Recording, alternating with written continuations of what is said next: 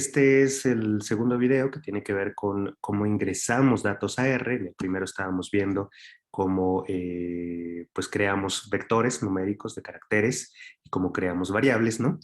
Entonces, ahora yo les decía que estos dos elementos que acabamos de pues declarar, dicen, no, pues declara una variable, pues se refieren a que ejecutes esto, que pongas este signo de asignación y ejecutes esta línea y que ya esté guardada aquí la variable. Fíjense, es muy interesante.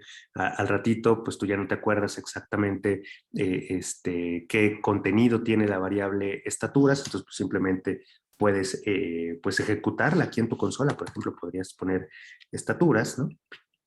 Y le das Enter y ahí te dice, lo que tengo en estaturas guardado es esto, ¿no? Entonces imagínense, otra cosa interesante es, imagínense que yo quiero estas estaturas multiplicarlas por 2, por alguna razón en particular. Entonces utilizo ese signo, el asterisco, le pongo el 2, le doy Enter y pues bueno, cada una de las estaturas me la multiplico por 2 y ahí está el resultado. Bueno, entonces tener las variables declaradas o guardadas en la memoria temporal de R, pues es una cosa muy útil, ¿no?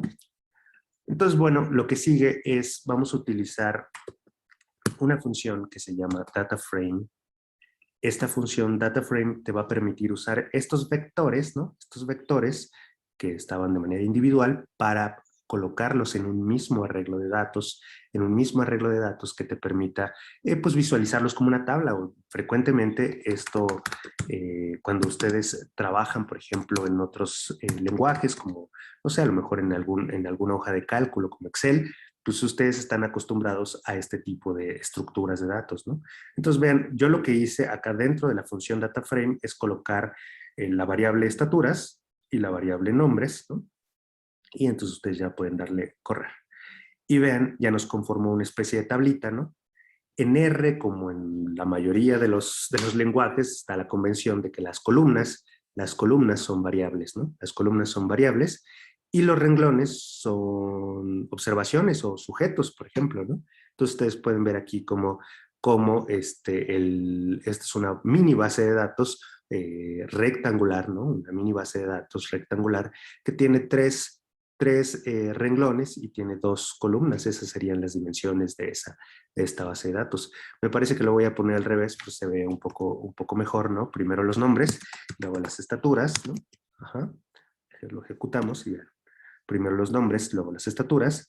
Y otra cosa importante, ¿no? Otra cosa importante es que esta base de datos la puedes almacenar de igual manera, ¿no? La puedes almacenar de igual manera como un objeto. Imagínate que, pues bueno, aquí son 3 nombres y 3 estaturas, una cosa muy sencilla de recordar, pero imagínate que tú tienes pues varios cientos de nombres y varios cientos de estaturas, pues bueno, valdría la pena tenerlo probablemente almacenado, ¿no? Guardado para a lo mejor utilizarlo más adelante, ¿no?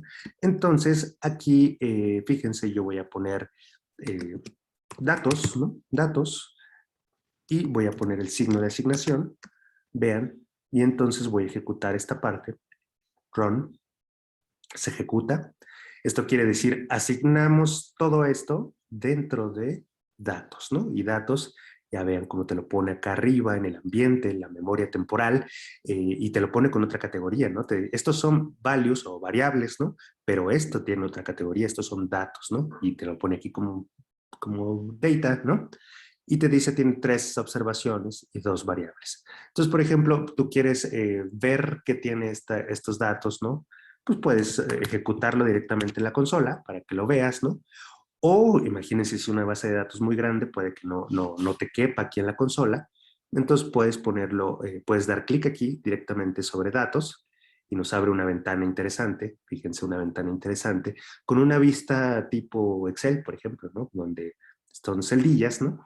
Están las 2 columnas, las 2 variables, está en este caso el primer renglón con su estatura, el siguiente con su estatura, el siguiente con su estatura, y así, ¿no? Entonces, si ustedes incrementaran datos en esta base de datos, pues bueno, podría ser, si fueran observaciones, se añadirían como renglones, si fueran variables, que es lo que vamos a ver en el siguiente video, se van a asignar como columnas, ¿no?